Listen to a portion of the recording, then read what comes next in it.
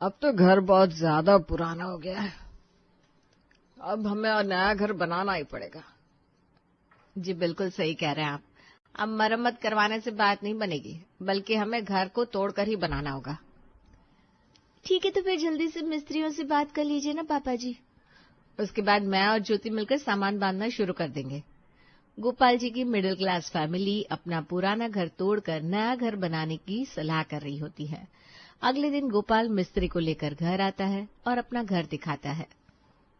तो ये है हमारा घर, इसे तोड़कर बनाना है और सारा काम ठेके पर चलेगा।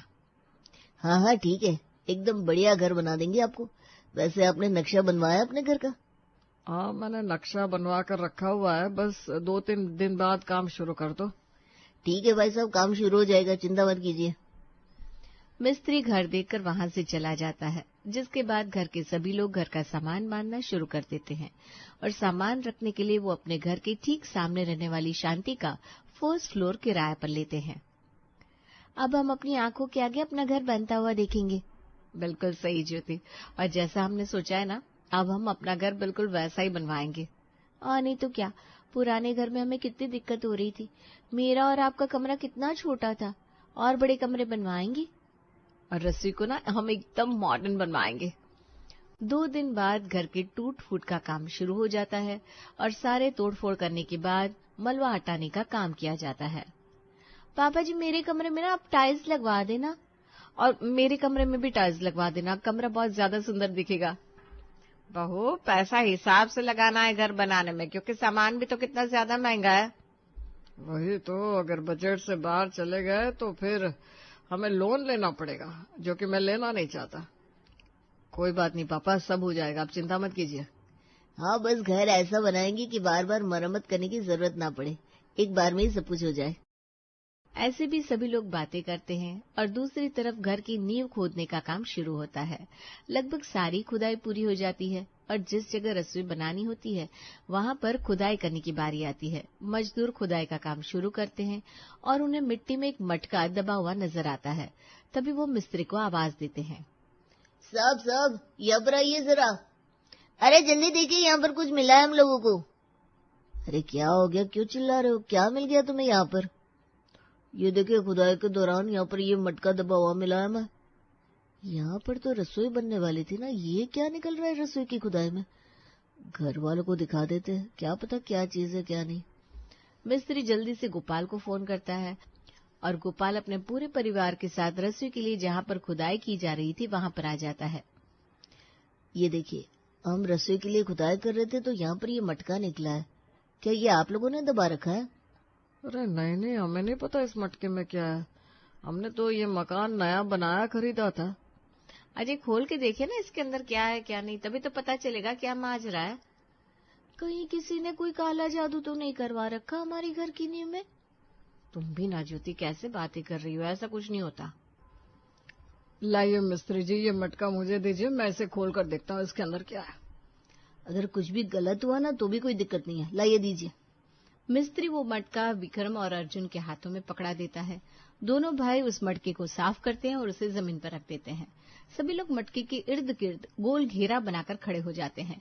जैसे ही विक्रम मटके से कपड़ा हटाता है, सभी लोग मटके के अंदर झांक कर देखते हैं तो सभी के तोते उड़ जाते हैं। सब एक साथ बोलते हैं, सोने के गहने, सोने के गहने, सोने के गहने, सोने के गहने। अरे देख रहे हैं आप सब लोग, इस मटके में सोने के गहने भरे हुए हैं। वाह, हम तो माला माल हो गए, करोड़पति हो गए, अंबानी हो गए। हमें तो पता ही नहीं था कि हमारी रसोई के नींव में इतना सारा सोना गड़ा हुआ है। सच में आप लोगों की तो किस्मत चमक गई। अब जब गहने रसोई की खुदाई में निकले हैं तो सबसे अच्छी रसोई बनाएंगे हम। अरे इन गहनों को बेचकर पैसा ही पैसा आ जाएगा। अब तो हम अपने सपनों का घर नहीं बल्कि महल बना सकते हैं, महल। गहनों को देखकर दोनों बहुएं बुरे तरीके से पगला जा रही थी। मिस्त्री और मजदूर भी हैरान हो जाते हैं। साहब, अब तो हमें भी हमारी दिहाड़ी डबल करके देना अब। और क्योंकि अगर हम खुदाई नहीं करते तो ये गहने नहीं निकलते। अरे हाँ भैया, तुम भी ले लेना अपनी दिहाड़ी डबल बस। कोई दिक्कत वाली बात नहीं है, अब पैसे की कमी थोड़ी ना है। इतने सालों से घर बना रहा हूँ लोगों के, लेकिन पहली बार ऐसा कोई कुदरत का करिश्मा देखा है। आज तक मैंने बस सुना था कि लोगों को गड़े खजाने मिल जाते हैं, आज मैंने देख भी लिया। सभी लोग गहनों को देखकर अपनी अपनी सलाह दे रहे थे। तभी गोपाल सभी को शांत करवाते हुए कहता है, अरे चुप हो जाओ सबके सब। तुम जितना आसान सोच रहे हो उतना आसान कुछ भी नहीं है। आपके कहने का क्या मतलब है पापा जी? अब क्या मुश्किल है? हाँ, क्या बात है? हम इन गहनों को ले जाकर सुनार के पास नहीं बेच सकते। क्या जी, क्यों नहीं बेच सकते? क्या दिक्कत है? अगर किसी को भी भनक लग गई कि ये गहने हमारी रसोई की खुदाई से निकले हैं और ये बात पुलिस तक पहुंच गई तो इन गहनों पर पुलिस अपना हक जमा लेगी और हम हाथ मसलते रह जाएंगे। पापा बिल्कुल सही बोल रहा है। ये बात तो हम में से किसी ने सोची नहीं। तो अब हम क्या करें? करना क्या है, अब इन गहनों को उठाकर सुरक्षित स्थान पर रख दो और घर बनाने का काम चलने दो। थोड़ा वक्त गुजर जाने के बाद हम इन गहनों को थोड़े थोड़े हिस्सों में करके बेचेंगे ताकि किसी को शक न हो। ठीक है, जैसा आप कहेंगे हम वैसा ही करेंगे, लेकिन अब रसोई जैसे हम चाहती हैं वैसी बना दीजिए। बिल्कुल, हमारी रसोई में हर एक चीज होनी चाहिए, जैसे रसोई में टीवी में देखती हूँ ना, बिल्कुल वैसी रसोई चाहिए मुझे।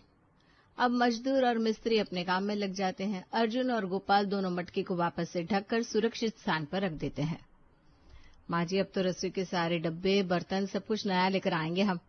क्या बहू, इतना खर्चा किस बात के लिए करना है भला? इतने सारे सोने के गहने निकले, इतना खर्चा तो कर ही सकते हैं। वैसे भी अब कौन से में पैसों की कमी रहेगी। लेकिन हमारे पास जो है हमें उसी में सब्र करना चाहिए। वो गहने कब बिकेंगे, कब पैसे आएंगे, ये तो बाद की बात है ना बहू। अरे बाद की हो या अब की माँ जी, पैसे तो आ ही जाएंगे ना, ये आप भी जानती हो और मैं भी जानती हूँ।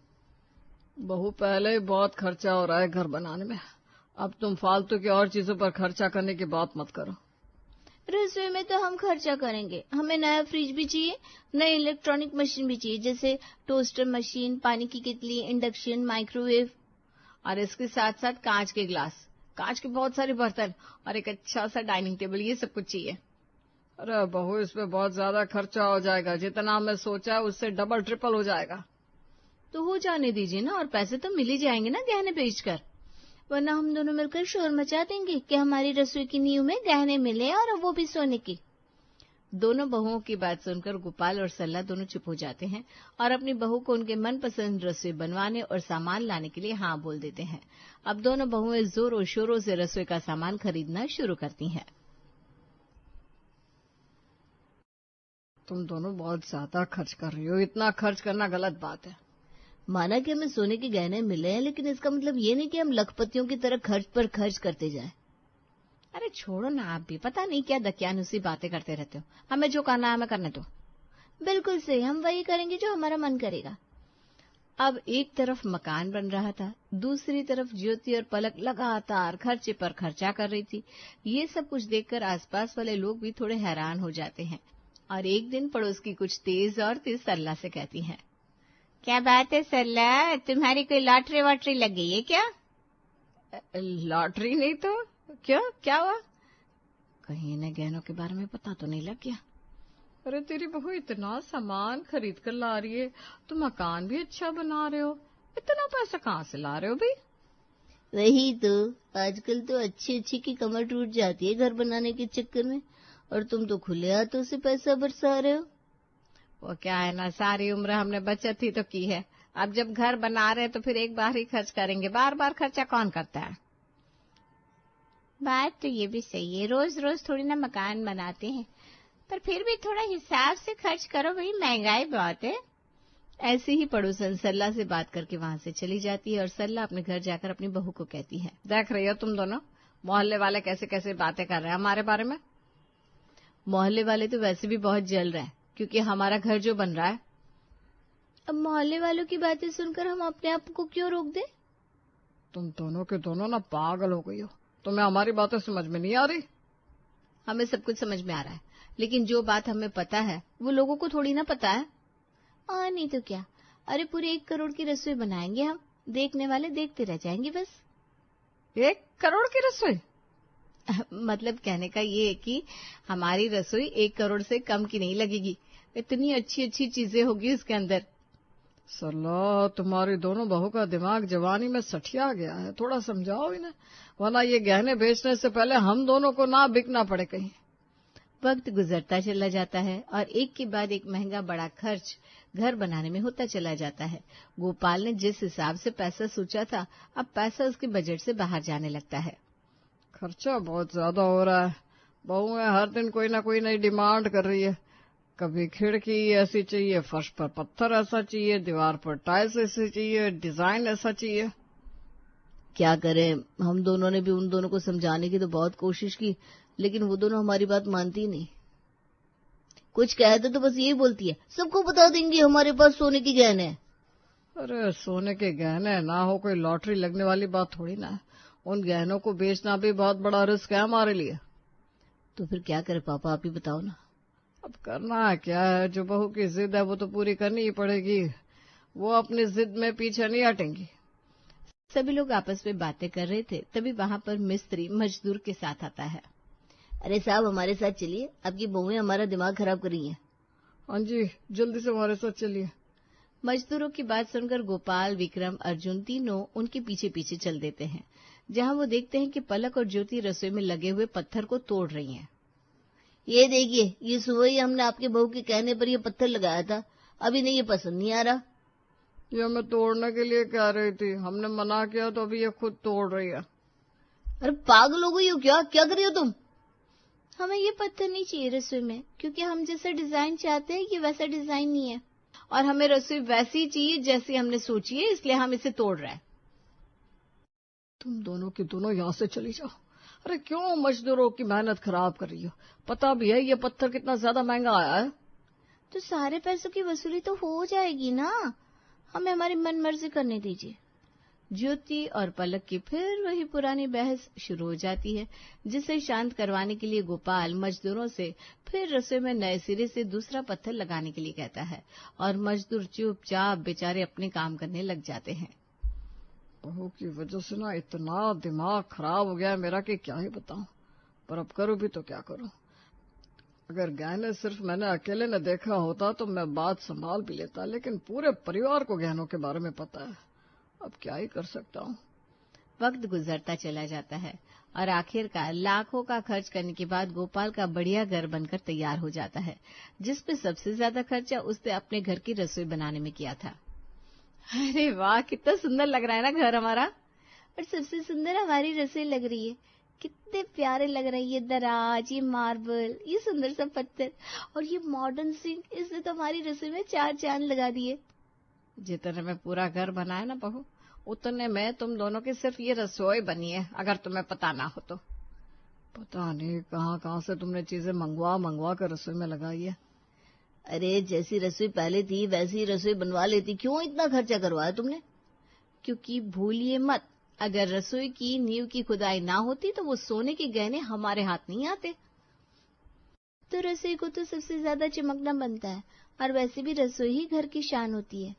अब पूरा घर बन जाने के बाद मजदूरों को उनका सारा पैसा दिया जाता है और मिस्त्री से भी हिसाब किताब पूरा कर लिया जाता है, जिसके बाद घर में वापस से सारा सामान रखा जाता है और गृह प्रवेश की पूजा रखवाई जाती है, और सभी लोग अच्छे अच्छे सोफे लेकर पूजा में पहुंचते हैं और गोपाल के परिवार को बधाई देते हुए कहते हैं, बहुत बहुत मुबारक हो, बहुत बढ़िया घर बनाया भाई साहब आपका।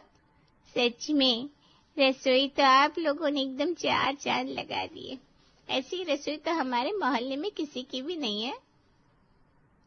काफी पैसा लगा दिया है भाई साहब आपने, पर अब आपका लगाया हुआ पैसा आपके घर पर दिख रहा है, वो भी बहुत अच्छे से। ढेर सारी बधाइयां और तोहफे देने के बाद सभी लोग वहां से चले जाते हैं। अब हमें हमारा असली काम करना है, गहनों को बेचने का।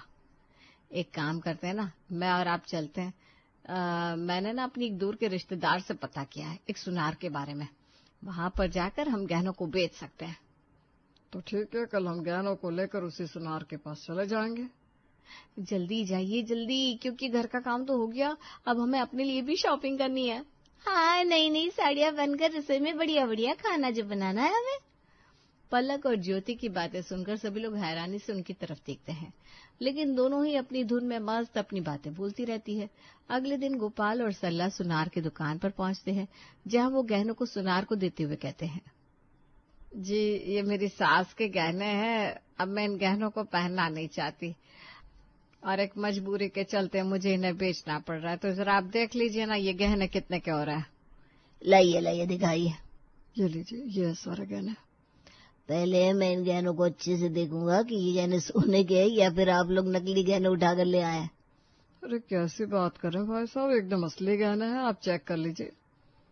सुंदर अपने तरीकों से उन गहनों को चेक करता है और फिर उन गहनों को उठाकर गोपाल और सल्ला के पास लेकर आता है। माफ कीजिएगा, लेकिन आप लोगों को बहुत बड़ा धोखा हो रहा है। ये कोई सोने के गहने नहीं है, ये तो नकली गहने हैं। इन गहनों को मैं तो क्या कोई कबाड़ी वाला भी नहीं खरीदेगा। वापस ले जाइए इन गहनों को, वापस ले जाइए अपना ये कूड़ा।